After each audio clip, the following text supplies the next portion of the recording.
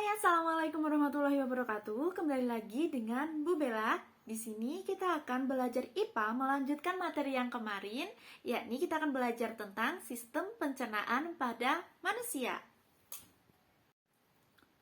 Nah, untuk tujuan pembelajarannya diharapkan yang pertama kalian dapat menjelaskan apa saja zat pada makanan. Kemudian yang kedua, diharapkan dapat mengetahui bagaimana sih cara uji bahan pada makanan. Kemudian yang ketiga, mengidentifikasi organ sistem pencernaan. Kemudian yang keempat, menjelaskan proses pencernaan pada tubuh manusia. Yang kelima, mampu menjelaskan penyakit yang berhubungan dengan sistem pencernaan. Dan yang keenam, mampu menjelaskan upaya pencegahan penyakit pada sistem pencernaan manusia. Nah, untuk pertemuan pada bab ini, kita akan bagi menjadi 3 kali pertemuan. Yang pertama, kita akan membahas tentang nutrisi. Kemudian yang kedua, kita akan membahas tentang sistem pencernaan manusia. Dan yang ketiga, kita akan membahas tentang gangguan dan juga cara atau upaya mencegah penyakit pada sistem pencernaan manusia. Oke, yang pertama kita akan membahas tentang nutrisi. Oke, di saat kalian membeli makanan kemasan, pastinya kalian semua pernah kan membeli makanan kemasan? Apakah kalian pernah iseng lihat di belakang kemasan makanan tersebut terdapat tulisan-tulisan apa? Nah, biasanya di belakang kemasan makanan tersebut akan terdapat informasi nilai gizi. Nah, di dalam informasi nilai gizi tersebut ada jumlah persajian dari energi total, energi dari lemak, lemak total, protein, karbohidrat, gula, dan juga natrium. Nah, selain dari gizi-gizi ini, pastinya akan ada gizi lain juga di setiap kemasan makanan yang berbeda. Kemudian, apa sih protein, karbohidrat itu juga apa, energi itu juga apa? Kok di dalam kemasan itu ada 50 kilokalori, kok lemak totalnya 2 gram, kok bisa begitu? Nah, pada materi ini kita akan membahasnya secara lebih rinci. Nah, yang pertama kita akan membahas tentang kebutuhan energi. Apa sih fungsi dari energi bagi tubuh? Coba pikirkan. Ketika kalian melakukan aktivitas tertentu, pastinya kalian memerlukan energi. Jika kalian tidak memiliki energi, kalian tidak akan kuat melakukan aktivitas tertentu. Nah, contoh dari aktivitas tertentu itu adalah lari. Dari gambar kita lihat ada seorang perempuan dan juga anjingnya sedang berlari. Nah, ketika seorang perempuan tersebut berlari, dia akan memerlukan energi untuk melakukan aktivitas berlari tersebut. Kemudian dari mana sih energi diperoleh? Energi dapat diperoleh dari sumber makanan. Nah, ketika kita makan, sama saja kita sedang memproduksi energi di tubuh kita dari makanan tersebut. Jumlah energi yang dibutuhkan oleh tubuh untuk beraktivitas itu menggunakan satuan kalori. Nah, jumlah energi yang terkandung dalam makanan itu juga diukur dalam satuan kalori, seperti pada kemasan makanan tadi. 1 kalori sendiri itu menunjukkan jumlah energi yang dibutuhkan untuk menaikkan suhu 1 gram air sebesar 1 derajat Celcius. Nah, 1 kilokalori itu nilainya sama dengan 1000 kalori.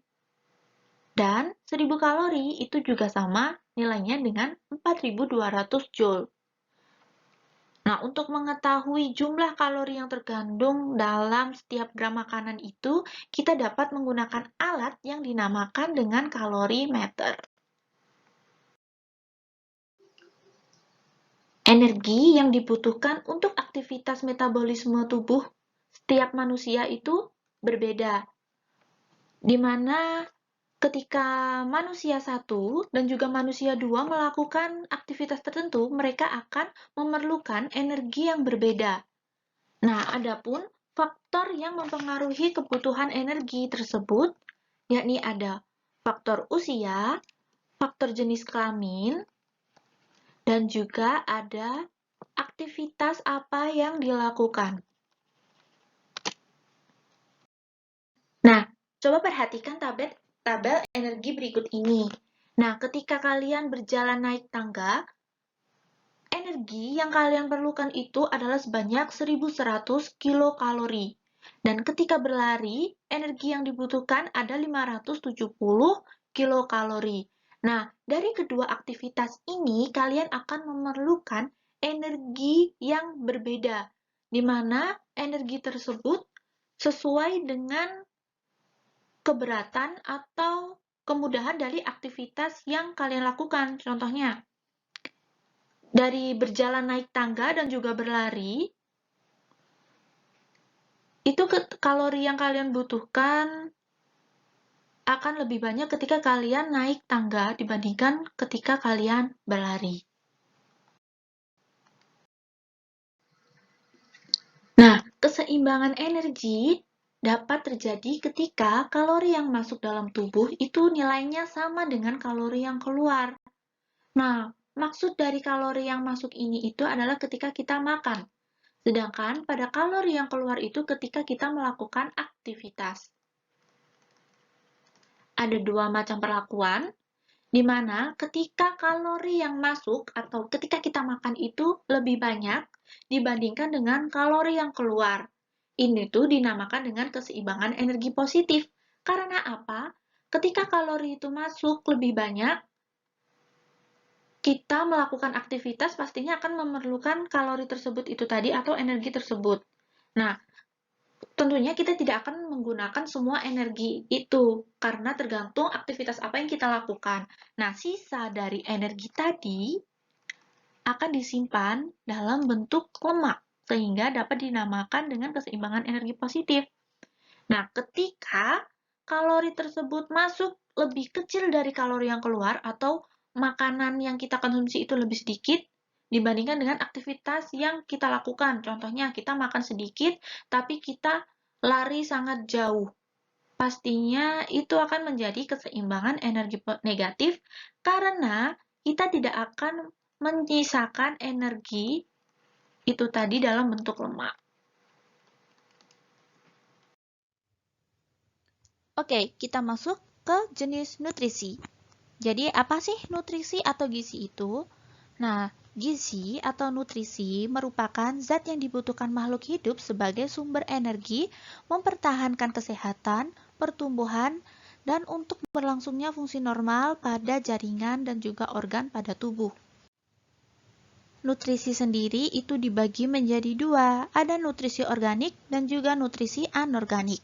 Untuk nutrisi organik itu ada karbohidrat, lemak, protein, dan juga vitamin. Untuk nutrisi anorganik ada air dan juga mineral. Oke, yang pertama kita akan membahas tentang karbohidrat. Karbohidrat sendiri merupakan sumber utama energi bagi tubuh. Karbohidrat sendiri itu terdiri dari molekul karbon, kemudian ada molekul hidrogen dan juga molekul oksigen. 1 gram karbohidrat itu nilainya sama dengan 4,1 kilokalori.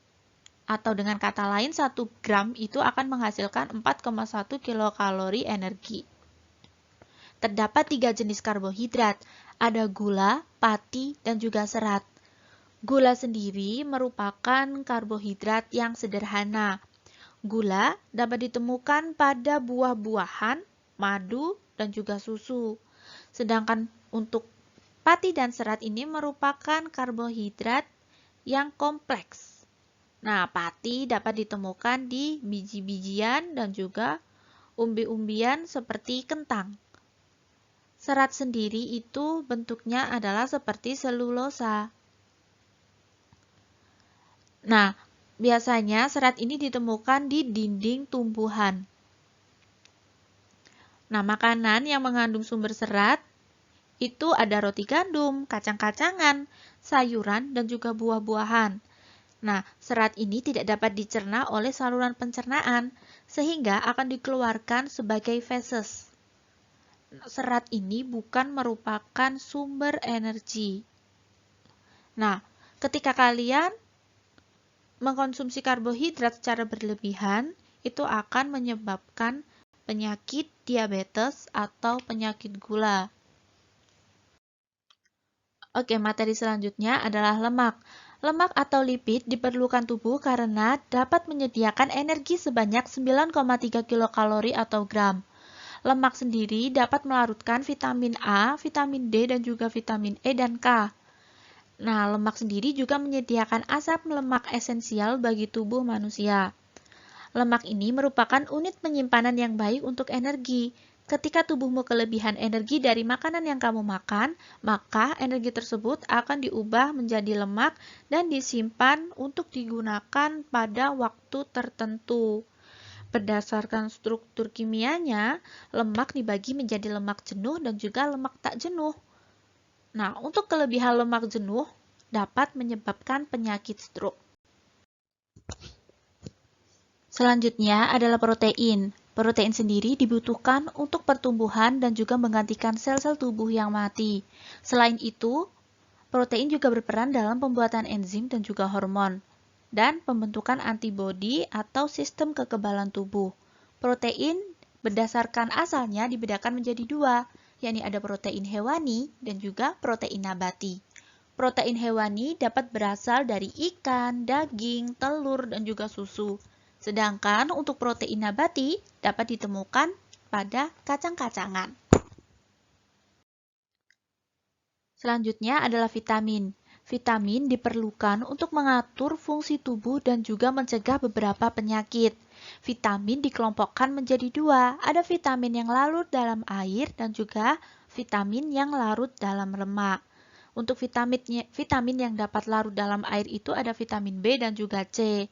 Sedangkan untuk vitamin yang dapat larut dalam lemak itu ada vitamin A, D, E, dan juga K. Khusus vitamin D dapat terbentuk akibat kulit terkena sinar matahari. Nah, ketika kulit kita terkena sinar matahari, maka dia akan menghasilkan vitamin D. Karena dalam tubuh tersebut terdapat provitamin D. Nah, berikut ini adalah jenis-jenis vitamin dan juga manfaat dan sumbernya. Yang pertama contohnya ada vitamin A, itu manfaatnya dapat menjaga kesehatan mata, meningkatkan sistem kekebalan tubuh, pertumbuhan tulang, dan menguatkan gigi. Sumber dari vitamin A sendiri itu ada dari susu, telur, hati, sereal, wortel, dan yang lain-lainnya. Selanjutnya ada mineral. Nah, mineral merupakan nutrisi yang sedikit mengandung karbon. Fungsi dari mineral adalah proses pembangunan sel, membantu reaksi kimia pada tubuh, mengangkut oksigen ke seluruh tubuh, dan juga membantu pembentukan dan pemeliharaan tulang. Mineral yang dibutuhkan tubuh itu yang pertama ada kalsium, kemudian ada fosfor dan juga potasium, di mana mineral-mineral ini memiliki kegunaan dan juga sumber yang berbeda. Contohnya pada kalsium atau Ca itu memiliki kegunaan bahan pembentuk tulang, pembentuk gigi, kerja otot, dan juga kerja saraf. Sumber dari mineral kalsium itu ada telur, sayuran hijau, dan juga kedelai. Ini merupakan mineral yang dibutuhkan tubuh yang lain. Ada sodium atau natrium, besi, iodium, dan juga seng. Untuk secara lengkapnya bisa kalian baca. Kemudian ada air. Nah, sekitar 60 hingga 80% sel tubuh makhluk hidup itu terdiri atas air. Kita dapat kehilangan air ketika kita bernapas, berkeringat, buang air besar maupun buang air kecil. Nah, seperti gambar yang di kanan, paru-paru itu mengandung 92% air. Nah, pada darah itu juga 82% air. Semuanya memiliki kandungan air yang berbeda-beda. Tubuh manusia sendiri itu totalnya 72% itu adalah air.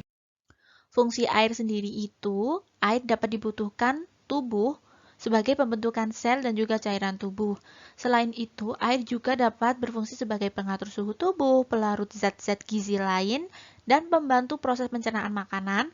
Selain itu juga dapat berperan sebagai pelumas dan juga bantalan, media transportasi, dan media pengeluaran sisa metabolisme. Selanjutnya adalah uji bahan makanan.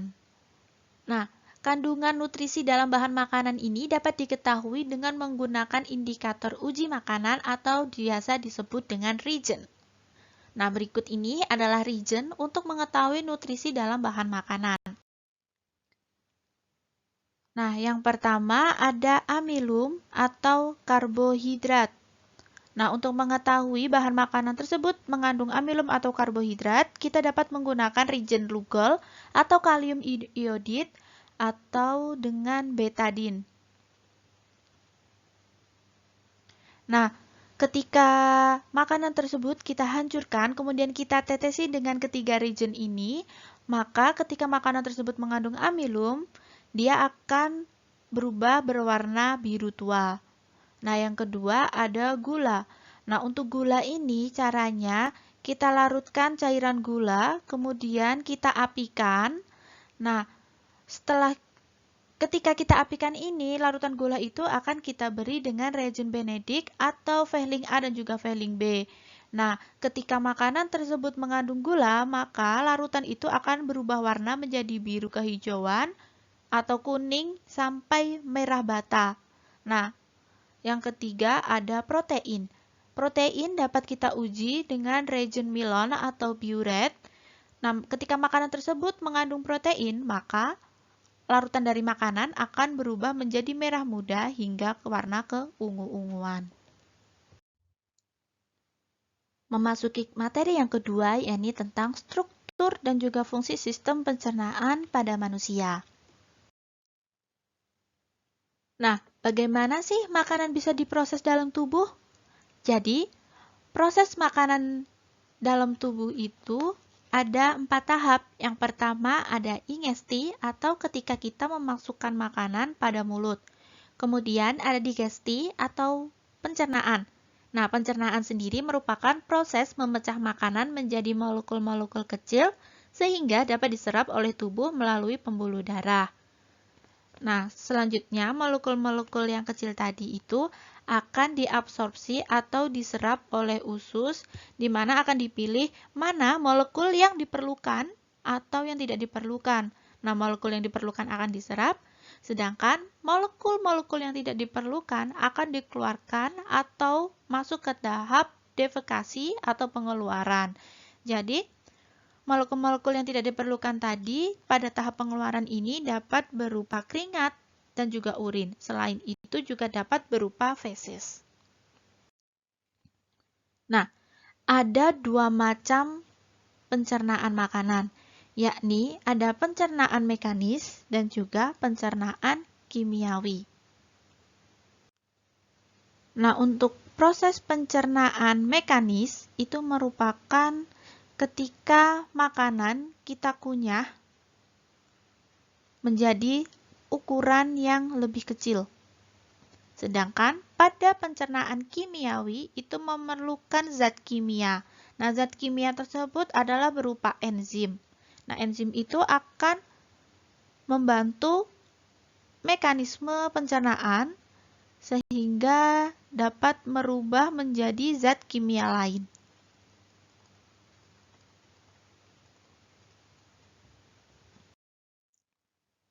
Nah, kita akan membahas tentang organ pencernaan utama pada sistem pencernaan manusia.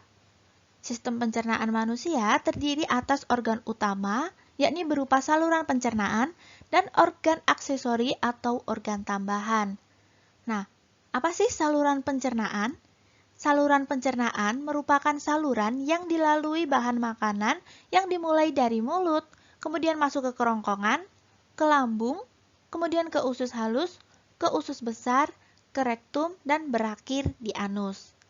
Sedangkan untuk organ aksesori atau organ tambahan itu adalah lidah, gigi, kelenjar air ludah atau saliva, hati, kantung empedu, dan pankreas.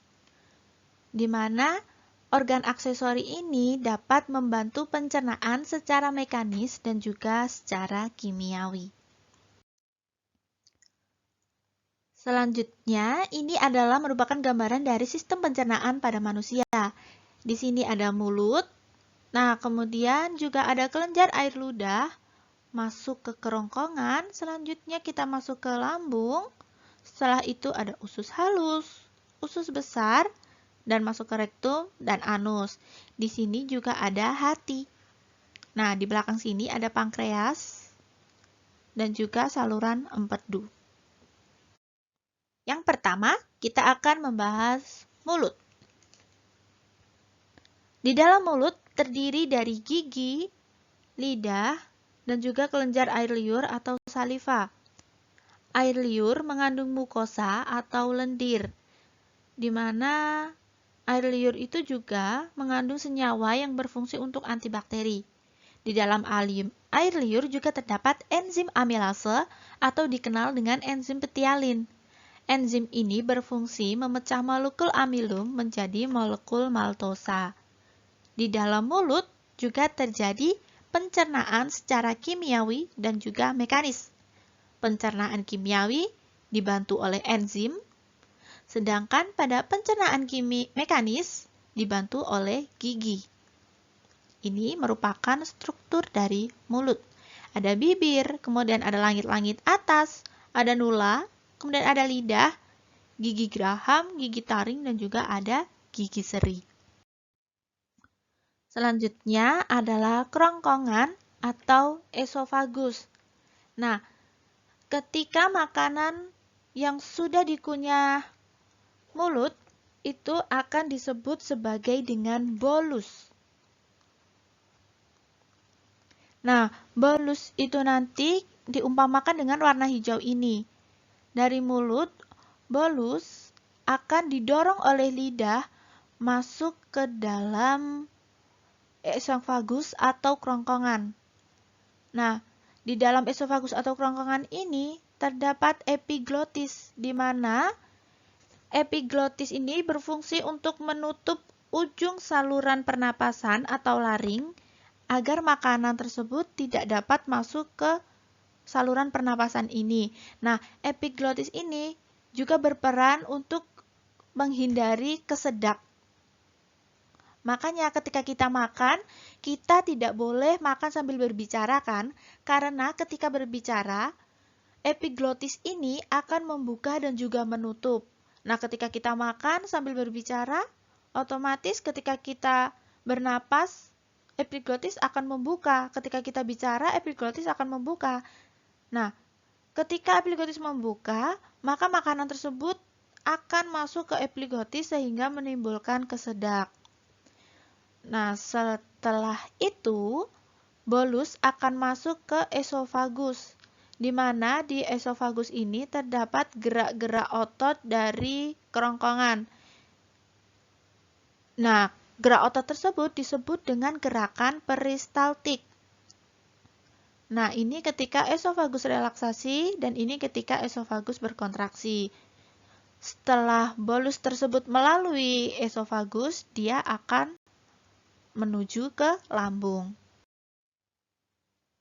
Oke, selanjutnya setelah melewati esofagus, bolus itu tadi akan masuk ke dalam lambung. Nah, di lambung terjadi pencernaan kimiawi dan juga pencernaan mekanis. Nah, pencernaan mekanis itu dibantu karena adanya otot lambung. Sedangkan untuk pencernaan kimiawi itu karena dibantu oleh getah lambung. Nah, getah lambungnya itu ada 3, yakni ada HCl. HCl di mana berfungsi menjadikan ruangan dalam lambung itu asam, sehingga dapat membunuh kuman dan juga bakteri. Sedangkan untuk enzim pepsin itu dapat memecah protein menjadi pepton. Untuk enzim renin dapat mengendapkan protein kasein yang ada dalam susu. Nah, bolus ketika sudah melalui pencernaan di lambung selama 2-4 jam, dia akan berubah menjadi kimus atau disebut dengan bubur usus. Kemudian, kimus tadi akan masuk ke usus 12 jari melalui katup atau sfinkter.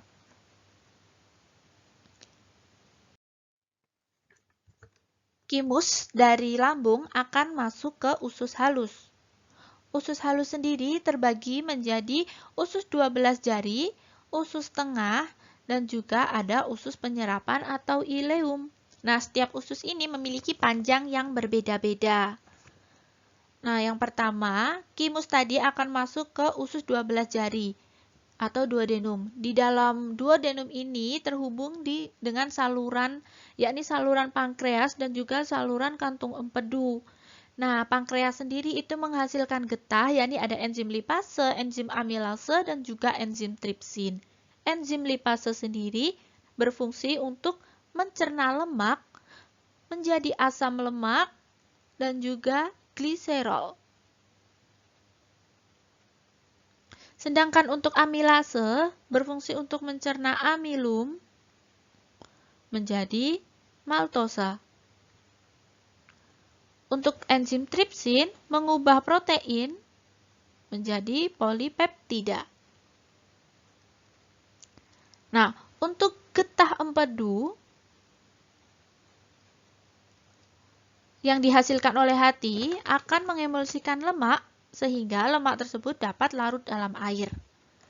Setelah thymus tadi berada di usus 12 jari dicerna secara kimiawi oleh enzim lipase, maka thymus tersebut akan masuk ke dalam usus tengah. Nah, di usus tengah ini thymus tadi itu akan dicerna untuk terakhir kalinya sebelum masuk ke usus penyerapan. Nah, di usus penyerapan atau di ileum ini akan terjadi penyerapan zat atau penyerapan thymus itu tadi.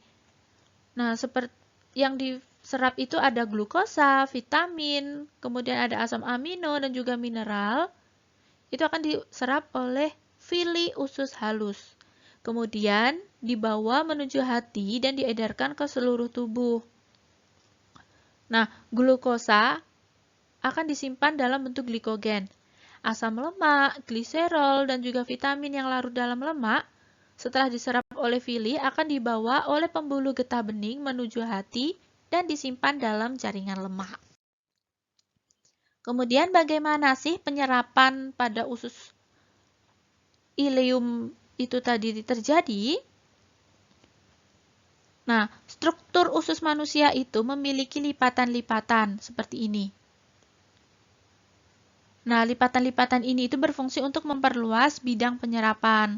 Nah, semakin luas bidang permukaan dalam usus, maka akan semakin banyak villi yang menyebabkan proses penyerapan itu akan semakin efektif. Setelah melalui usus halus, selanjutnya adalah masuk ke usus besar, di mana usus besar ini juga biasa disebut dengan kolon. Nah, kolon ini memiliki ukuran kurang lebih adalah 1 meter. Nah, kolon sendiri itu terdiri atas kolon naik atau ascendens, kolon mendatar atau transversum, dan juga kolon turun atau descendens. Dan untuk terakhir itu akan masuk ke anus. Nah, di antara usus halus dan juga usus besar terdapat usus buntu atau sekum. Nah, di ujung sekum itu terdapat appendix atau biasa disebut dengan umbai cacing, di mana di umbai cacing ini berisi massa sel darah putih yang berperan dalam imunitas. Nah, bahan makanan yang sampai di usus besar dapat dikatakan sebagai zat-zat sisa. Nah, zat sisa ini berada dalam usus besar itu bisa selama 1 hingga 4 hari. Zat sisa sendiri itu apa sih? Nah, zat sisa ini merupakan sejumlah besar air dan juga bahan makanan yang tidak dapat tercerna, misalnya adalah selulosa. Usus besar sendiri berfungsi mengatur kadar air pada sisa makanan. Ketika sisa makanan tersebut kekurangan air, maka usus besar akan memberikan air. Sebaliknya, ketika makanan tersebut terlalu banyak air, maka usus besar akan menyerap air tersebut. Nah, di dalam usus besar itu terdapat bakteri yang disebut dengan Escherichia coli. Di mana Escherichia coli ini membantu membusukkan sisa makanan. Selain itu, ia juga dapat membentuk vitamin K dan B12. Nah, sisa makanan yang tidak terpakai tadi, beserta gas-gas yang berbau itu disebut dengan feses. Nah, feses tadi akan dikeluarkan melalui anus. Selanjutnya masuk ke organ pencernaan tambahan. Jadi, organ pencernaan tambahan itu berupa kelenjar pencernaan. Nah, ada 3 organ pencernaan tambahan, yakni ada hati, kemudian kantung empedu, dan ada pankreas. Yang pertama adalah hati. Hati sendiri berfungsi dalam proses detoksifikasi. Kemudian hati juga merupakan organ penyimpanan. Hati juga berperan dalam menjaga keseimbangan glukosa darah. Hati juga dapat mengubah gliserol, asam lemak, dan asam amino menjadi glukosa. Selain itu, hati juga mengatur kadar kolesterol pada darah. Nah, selanjutnya ada kantung empedu. Kantung empedu merupakan organ yang berada di bawah hati. Kantung ini menyimpan getah empedu yang dihasilkan oleh hati. Getah empedu sendiri itu berwarna kuning kehijauan karena mengandung pigmen bilirubin. Nah, pigmen bilirubin ini berfungsi sebagai pewarna urin. Nah, bilirubin itu terbentuk dari pemecahan hemoglobin. Nah, getah empedu akan dikeluarkan ke usus halus dan berperan dalam mengemulsi lemak. Dengan demikian, lemak akan terpecah menjadi butiran-butiran kecil sehingga lebih mudah dicerna oleh enzim pencernaan dan melanjutkan proses pemecahan hingga dapat diserap oleh tubuh. Selanjutnya adalah pankreas.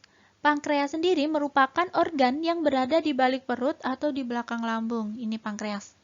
Nah, sel-sel pada pankreas akan menghasilkan cairan pankreas yang cairan-cairan pankreas itu tadi akan masuk ke dalam duodenum melalui saluran pankreas.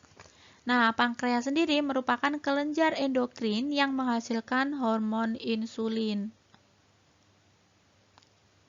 Oh iya, getah pankreas itu tadi mengandung sodium karbonat dan juga enzim-enzim pencernaan, di mana enzim-enzim itu tadi, masih ingat, itu sudah kita bahas di usus halus tadi. Nah, enzim-enzim itu dapat memecah karbohidrat, protein, dan juga lemak. Nah, pankreas merupakan kelenjar endokrin yang menghasilkan hormon insulin. Nah, hormon insulin sendiri berfungsi untuk mengatur proses pengubahan glukosa dalam darah menjadi glikogen yang kemudian akan disimpan dalam hati. Nah, adanya hormon insulin ini akan mengontrol keseimbangan jumlah glukosa dalam darah. Jika terjadi gangguan dalam produksi insulin, maka dapat mengakibatkan penyakit diabetes. Yang terakhir, masuk ke gangguan sistem pencernaan dan juga upaya mencegah. Yang pertama ada obesitas. Obesitas sendiri merupakan suatu kondisi tubuh yang memiliki kandungan lemak berlebih, sehingga dapat menimbulkan efek negatif pada kesehatan. Umumnya, obesitas disebabkan karena konsumsi makanan yang berlebih dan kurangnya aktivitas tubuh. Obesitas juga dapat disebabkan oleh keturunan melalui pewarisan gen atau mengkonsumsi obat-obat tertentu. Nah, upaya pencegahan atau menangani obesitas sendiri itu dengan cara olahraga dan juga mengatur pola makan. Selanjutnya ada karies gigi. Karies gigi atau gigi berlubang merupakan kerusakan gigi yang diakibatkan oleh infeksi bakteri yang merusak struktur gigi. Penyebab penyakit gigi dan juga bau mulut itu adalah karena kurangnya menjaga kebersihan mulut. Upaya pencegahannya itu dengan membersihkan gigi dan juga mengunjungi dokter. Selanjutnya ada MAH atau gastritis. Sakit MAH atau gastritis merupakan penyakit yang menyebabkan terjadinya peradangan atau iritasi pada lapisan lambung. MAH dapat diakibatkan juga karena meningkatnya asam lambung, infeksi bakteri Helicobacter pylori, peningkatan asam lambung, stres, makan tidak teratur, dan mengkonsumsi makanan yang terlalu pedas atau asam. MAH sendiri dapat dicegah dengan cara makan yang teratur, makan secukupnya, cuci tangan sebelum makan, Menghindari makanan yang memicu produksi asam lambung yang berlebihan seperti makanan asam, makanan pedas, dan juga minum kopi. Selain itu, menghindari stres juga dapat membantu mencegah sakit MAH. Nah, jika MAH tersebut disebabkan oleh infeksi bakteri Helicobacter pylori, maka dapat diobati dengan mengkonsumsi obat antibiotik seperti amoxicillin dan juga tetrasiklin. Tentunya penggunaan amoxicillin dan juga tetrasiklin ini sesuai dengan anjuran dokter. Selanjutnya ada hepatitis. Hepatitis merupakan penyakit peradangan pada hati. Orang yang menderita hepatitis ringan memiliki gejala seperti orang yang terkena flu, yakni merasakan sakit otot dan juga persendian, demam, diare, dan juga sakit kepala. Penderita hepatitis dapat mengalami jaundice atau menguningnya kulit dan juga mata, membesarnya hati, dan juga membesarnya limfa. Jika tidak segera ditangani, hepatitis dapat memicu fibrosis atau kerusakan pada hati dan juga sirosis atau gagal hati kronis. Sirosis dapat meningkatkan risiko berkembangnya kanker hati juga. Nah, virus hepatitis B ini merupakan penyebab utama hepatitis. Selain virus, penyakit hepatitis juga dapat disebabkan oleh bakteri, jamur, protozoa, racun seperti alkohol, dan penggunaan obat secara terus-menerus seperti penggunaan paracetamol secara terus-menerus tidak sesuai dengan anjuran dokter. Kemudian ada diare. Diare merupakan penyakit pada saluran usus besar yang disebabkan oleh bakteri dan juga protozoa seperti Entomobacoli. Untuk mencegah terjadinya diare adalah dengan menjaga kebersihan makanan, cuci tangan sebelum makan, dan juga jaga kebersihan diri dan lingkungan. Jika terkena diare, penanganan yang dilakukan adalah dengan meminum oralit atau larutan gula garam. Nah, oralit sendiri ini memiliki fungsi utama membantu pemadatan feses. Jika belum teratasi atau diare masih berlanjut, maka segera hubungi dokter. Selanjutnya ada konstipasi. Konstipasi sendiri merupakan kondisi di mana feses keras atau kering sehingga sulit dikeluarkan. Penyebabnya sendiri itu kurangnya asupan makanan berserat dan juga kurang minum air putih. Upaya pencegahan dari konstipasi ini adalah tidak sering menahan buang air besar, makan makanan berserat, hindari konsumsi makanan yang tinggi lemak dan juga gula. Selanjutnya ada kekurangan vitamin. Nah, vitamin memiliki banyak macam. Ada vitamin A, vitamin B, vitamin C, vitamin D, vitamin E, dan juga vitamin E, K. Ketika kekurangan vitamin A, maka penglihatan akan kabur. Kemudian kerusakan hati dan juga tulang dan rambut rontok. Ketika kekurangan vitamin B, maka akan mengakibatkan penyakit beri-beri, gangguan saraf, kehilangan berat badan berlebih, dan amnesia, dan selanjutnya. Bisa dibaca sendiri. Oke? Kemudian yang terakhir ada kekurangan mineral. Nah, kekurangan mineral atau kekurangan kalsium contohnya dapat menyebabkan keterlambatan pertumbuhan dan kehilangan massa tulang. Kekurangan fosfor dapat menyebabkan lemas, kehilangan mineral dari tulang, dan kehilangan kalsium. Kekurangan magnesium dapat mengganggu sistem saraf. Kekurangan natrium dapat kram otot dan juga nafsu makan berkurang. Kemudian kekurangan mineral besi dapat menyebabkan anemia dan kelainan kekebalan tubuh. Kemudian kekurangan iodium juga dapat menyebabkan gondok atau penggegakan kelenjar tiroid. Selain itu, kekurangan seng atau Zn dapat menyebabkan kegagalan pertumbuhan, kelainan kulit, kegagalan reproduksi, dan gangguan kekebalan tubuh. Ya, itu tadi penyampaian materi tentang sistem pencernaan manusia.